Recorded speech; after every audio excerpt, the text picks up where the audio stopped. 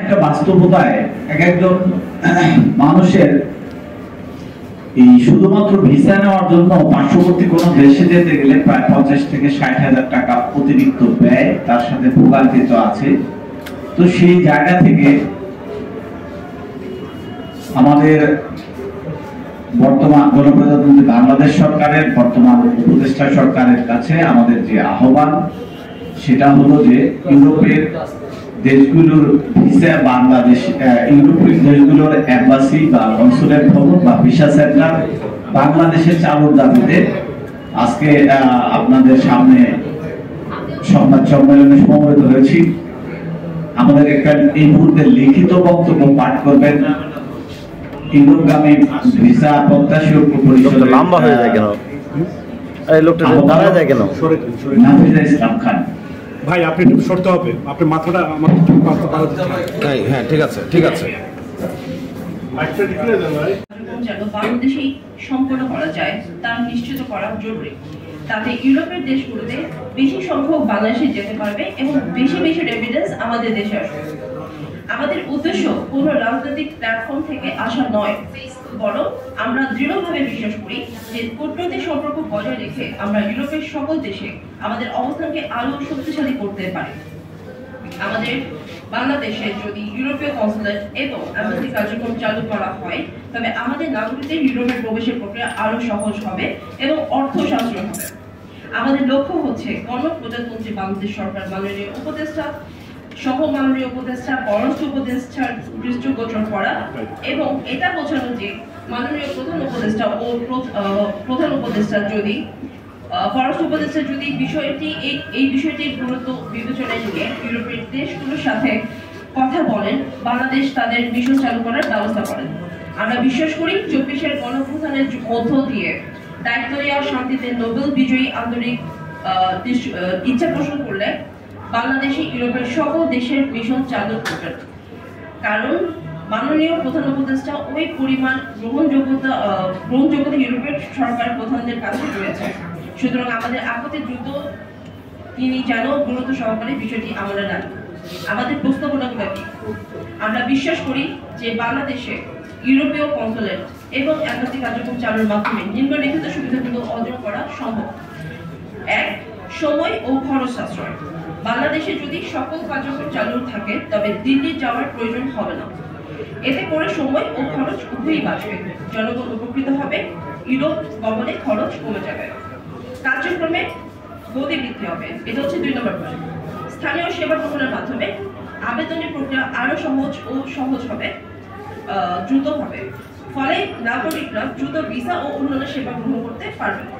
3. সেবা প্রদানের গুণগত মান বৃদ্ধি।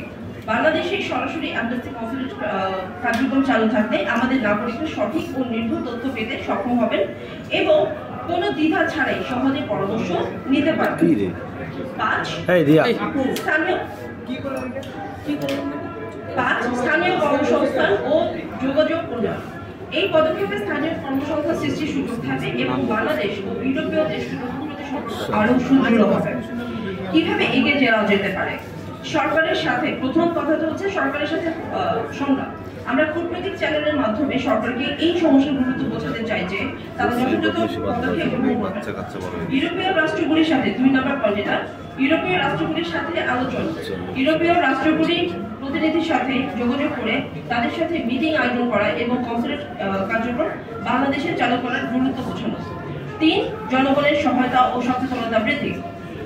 সামাজিক ও গণমাধ্যমের প্রচারণার মাধ্যমে জনগণের মাধ্যমে সচেতন করা।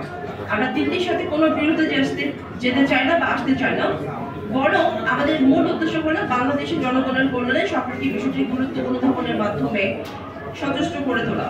আমাদের বিশ্বাস কূটনৈতিক সম্পর্ক বজায় রেখে এই সমস্যাগুলো সমাধান করা সম্ভব এবং এই প্রক্রিয়া আমরা ইউরোপীয় দেশগুলোর সাথে আমাদের সম্পর্ককে আরো শক্তিশালী। আপনাদের প্রত্যেকে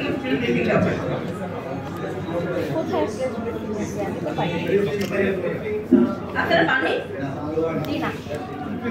না আমরা প্রেস রিলিজ পাইনি, ভালোভাবে চালু করে আসছে।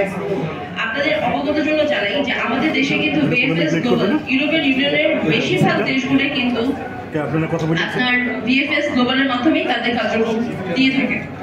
আমাদের আমাদের দেশে চট্টগ্রাম, সিলেট এবং ঢাকা এই তিনটা জায়গাতে ব্যাপক আকারে কিন্তু বিএফএস তার কার্যক্রম চালু করে, মানে চালু রেখেছে বা কার্যক্রম অলরেডি চলছে। তো আমার মনে হয় যে বিএফএস এর মাধ্যমে যদি ম্যাক্সিমাম কনসেন্ট্রেটর সেবা আমরা এখানে আমরা আনতে চাই বা আমাদের সরকার যদি এই ব্যাপারে সচেষ্ট হয়, ল্যাকিংস গুলো কি ক্ষেত্রে থাকতে পারে, নিরাপত্তা জনিত থাকতে পারে বা আদার্স যে কমিউনিকেশন সেটা থাকতে পারে, সেটা তো সরকার চাইলে সেটা নিরাপত্তা দিতে পারে। এমন তো না যে বাংলাদেশে কখনো কোনো সাময়িক কোনো কমিউনিটি টিম আসে না, গভর্নমেন্ট টিম এসছে, আরো অনেক আসছে, সরকার চাইলে অনেক কিছু করতে পারে। আর যেহেতু বিএফএস আছে তাতে আমার মনে হয় না যে বিএফএস এর মাধ্যমে এমন কোনো দেশ আছে যেটা আমরা কভার করতে পারবো। সো ল্যাকিংস কিন্তু অ্যাকচুয়ালি আমাদের সুপারটেটিভ, এটা যথেষ্ট সম্ভব, এটা আন্তরিকতার বিষয়। পররাষ্ট্র উপদেষ্টার কার্যালয় এবং প্রবাসী কর্মসংস্থান বৈদেশিক মন্ত্রণালয়ের উপদেষ্টার কার্যালয়ে স্মারকলিপি দিব। তার পরবর্তীতে যেভাবে আসলে নিয়মতান্ত্রিক ভাবে ওনাদের কাছে আমাদের আকুতিটা জানানো যায় আমরা চেষ্টা করব। কোনো ব্যবসায়িক প্ল্যাটফর্ম না, এটা হলো যে একেবারে তৃণমূল পর্যায়ে যে মানুষ, আমরা বিভিন্ন সময় ভিসার জন্য ইন্ডিয়ান এম্বাসি বা এই দিল্লির যে ইউরোপীয় এম্বাসিগুলিতে যে ভোগান্তিতে পোহাই, সেই ভোগান্তি পোহানো মানুষদের প্ল্যাটফর্ম। ফলে এটা আসলে কোনো ব্যবসায়িক প্ল্যাটফর্ম না, টোটালি ব্যবসায়িক প্ল্যাটফর্ম হলে তো আপনারা জানেন যে হয় অ্যাসোসিয়েশন অফ ট্রাভেল এজেন্সি থাকতো, না হলে বায়রা থাকতো। হ্যাঁ, যেহেতু এখানে স্টুডেন্ট এটার সাথে যুক্ত, তারপরে আপনার ব্যবসায়ীরাও আছে, কিছু কিছু একেবারে মাস পিপল আছে। আমার একটা প্রশ্ন আছে। আচ্ছা, আমার একটা প্রশ্ন আছে। এম্বাসি যে এই দেশে আমরা যাব, সেই দেশের গভর্নমেন্টেরও আন্তরিক ইচ্ছার ব্যাপার এখানে মানে একটা বিষয়। কারণ ওনারা যখন ইমিগ্রেশন থেকে পেপারসটাকে ডিসক্লোজ করেন, তখন ওনারা আইডেন্টিফিকেশন করে দেন, ইন্ডিকেশন করে দেন যে অমুক দেশের মানে নিয়ার বাই, বাংলাদেশের নিয়ার বাই অমুক দেশের এম্বাসি থেকে ভিসাটা নিতে হবে। তো আমাদের লবিংটা আসলে এটা টোটালটাই আন্তরিকতার বিষয় পররাষ্ট্র মন্ত্রণালয়ের।